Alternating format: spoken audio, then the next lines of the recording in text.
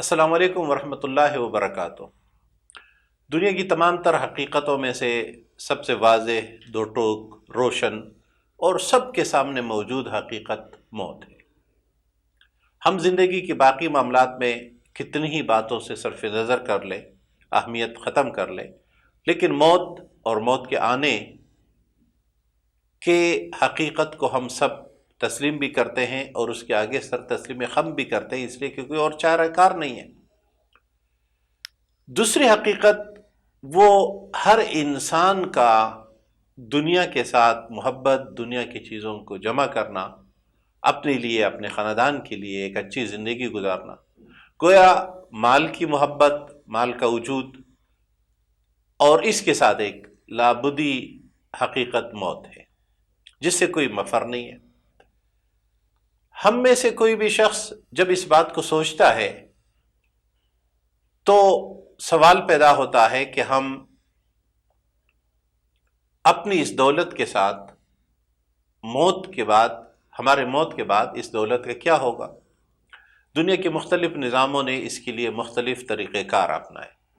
اسلام ایک مکمل نظام حیات ہونے کے ناطے موت کے بعد کسی بھی شخص کے مال، دولت، اسباب و اثاثجات کی تقسیم کا ایک نظام بتاتا ہے جسے ہم علم الفرائض سے تعبیر کرتے ہیں۔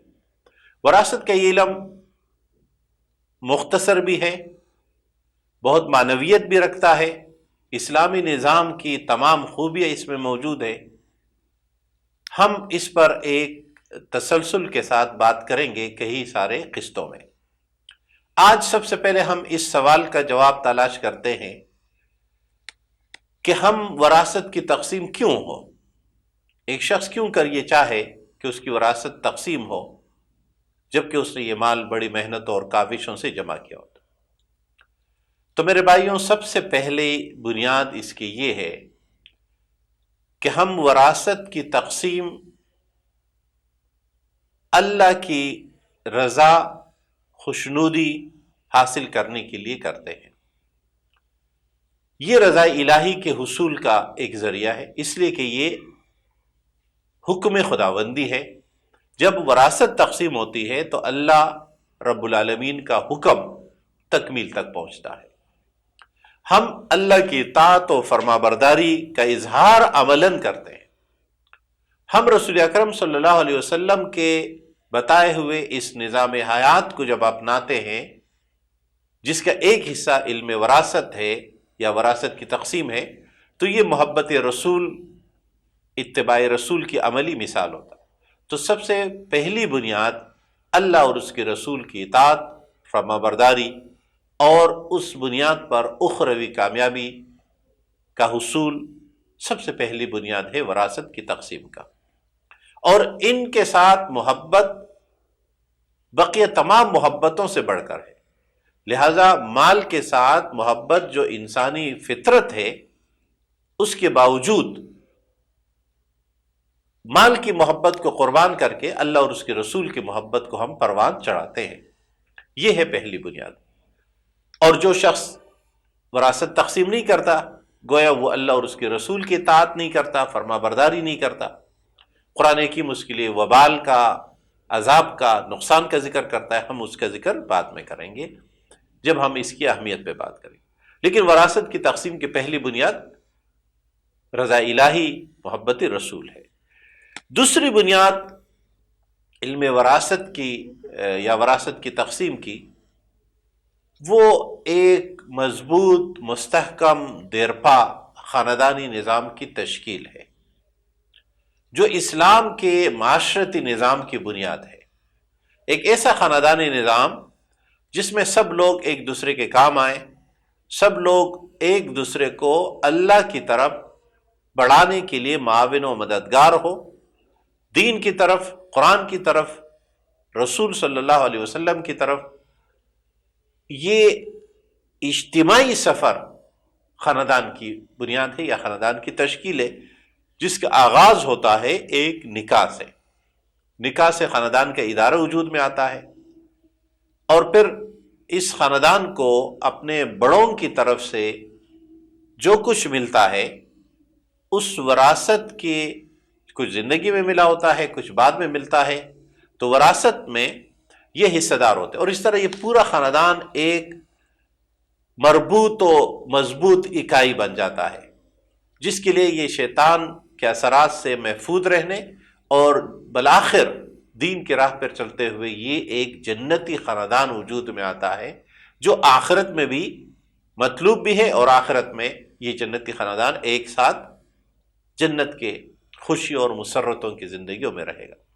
تو وراثت کی تقسیم کی دوسری بنیاد ایک مسلمان مستحکم، مربوط اور ایک دوسرے سے محبت کرنے والے خاندان کی بنیاد ہے۔ وراثت کی تقسیم کیوں ہو کا تیسرا جواب ہے کہ اسلام جس معاشی نظام کو وجود بخشتا ہے، اس معاشی نظام کی بنیادی خوبی یہ ہے کہ دولت چند لوگوں کے ہاتھوں میں مرتکز نہ ہو، بلکہ دولت سب لوگوں میں تقسیم ہو، اور اس تقسیم کے مختلف طریقے شریعت نے اختیار کیے۔ کاروبار بڑھانا، تجارت کرنا، مشارکت کرنا، مضاربت کرنا، ملازمت کرنا، یہ تمام اس کے طریقے ہیں۔ انہی میں سے ایک طریقہ کہ کوئی شخص وفات پا جائے تو اس کی پوری دولت قرآن کے بتائے ہوئے حصوں کے مطابق تقسیم ہو، اور جب یہ تقسیم ہوتا ہے تو پھر جو لوگ معاشرے میں بڑے جاگیردارانہ نظام کو یا بڑے معاشی ایک گروہ بن جاتے ہیں، علامت بن جاتے ہیں، اس کی دونوں کی بنیاد یہ ہے کہ وراثت اسلامی طریقے کے مطابق تقسیم نہیں ہوتی ہے۔ آج بھی جب ہم یہ کہتے ہیں کہ یہ قانون بنایا جائے کہ جو شخص وراثت کو اسلامی طریقے کے مطابق تقسیم نہیں کرتا، بہن بیٹیوں کو حصہ نہیں ملتا، ان کو پارلیمنٹ کی ممبرشپ نہ دی جائے، یعنی ایک پابندی یہ لگا جائے، تو بہت سارے اپنے اور غیر اس کے لیے تیار نہیں ہیں۔ قرآن حکیم اس کو ایک اصول کے طور پر بیان کرتا ہے کہ دولت تمہارے اغنیاء کے ہاتھوں میں مرتکز ہو کر نہ رہے، اس لیے قرآن حکیم اس نظام کو اختیار کرتا ہے وراثت کی شکل میں بھی کہ دولت اولاد کے اندر تقسیم ہو جائے اور سب اس سے استفادہ کریں۔ تو ارتکاز دولت کو روکنے کے لیے اور دولت کو معاشرے کے میں پھیلانے کے لیے قرآن حکیم نے یہ اصول دیا۔ وراثت کا نظام دراصل اس لیے بھی ضروری ہے کہ معاشرے میں معاشی سرگرمیاں عروج پا سکے۔ اس کا ایک اور جواب یہ بھی ہے کہ انسان کے اندر محبت کی، مال کی حرص اور ہوس کو ختم کرنے کے لیے، اسے دوسروں کے خلاف اقدامات سے روکنے کے لیے جو ذہن سازی ہے، اس کی بنیاد یہ ہے کہ جس شخص کے ذہن میں یہ بات بیٹھ جائے کہ میرے بعد میری دولت میری اولاد میں، میرے خاندان میں تقسیم ہوگی، اور میں جتنا بھی کماؤں یہ تقسیم ہو جائے گا، تو اس لیے وہ اس کے دل میں مال کی محبت، دنیا سے بے رغبتی پیدا ہوتی ہے، جو اسلام کے تربیت، اسلام کے روحانی مقام و مقاصد اور معاشرے کے لیے یکساں لحاظ سے فائدہ مند ہے۔ نمبر 5، وراثت کی تقسیم اس لیے بھی ضروری ہے کہ اس سے رشتہ داروں کے درمیان، والدین و اولاد، بہن بھائیوں کے درمیان محبت و خلوص پروان چڑھتا ہے۔ یہ محبت آگے نسلوں کے لیے بھی اور موجودہ نسلوں کے لیے بھی، جس شخص کو اپنے کسی رشتہ دار سے کچھ ملتا ہے اور وہ آمدنی کے طور پر اس کو محسوس کرتا ہے، یا جس شخص سے ملنا ہوتا ہے کہ مجھے اپنے والد سے اتنا کچھ مل رہا ہے اور ملے گا، تو آپس میں محبت پیدا ہوتی ہے۔ تو وراثت کی تقسیم اس لیے اہمیت رکھتی ہے کہ یہ محبت کو آپس میں رشتہ داری کو پروان چڑھاتا ہے۔ آخری بات کہ اسلام ایک انصاف و عدل کے نظام کو قائم کرتا ہے۔ جب وراثت اسلام کے اصولوں کے مطابق تقسیم ہو تو معاشرہ عدل کی بنیاد پر استوار ہونے کی طرف بڑھتا ہے۔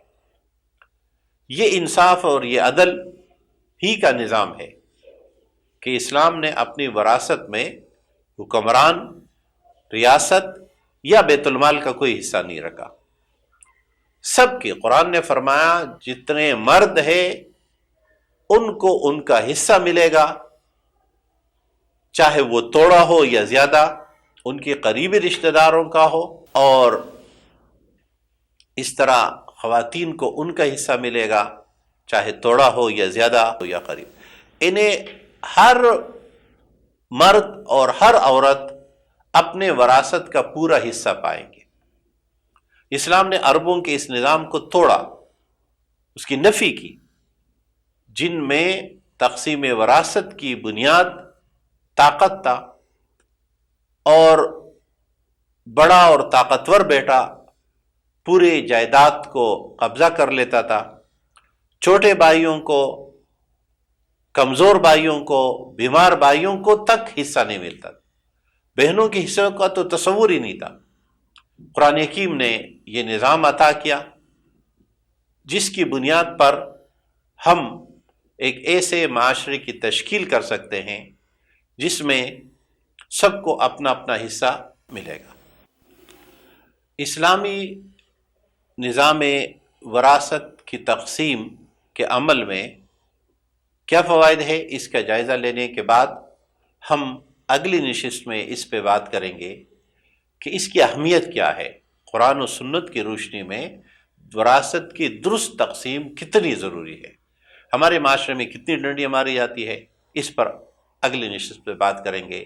وآخر دعوانا ان الحمد للہ رب العالمین۔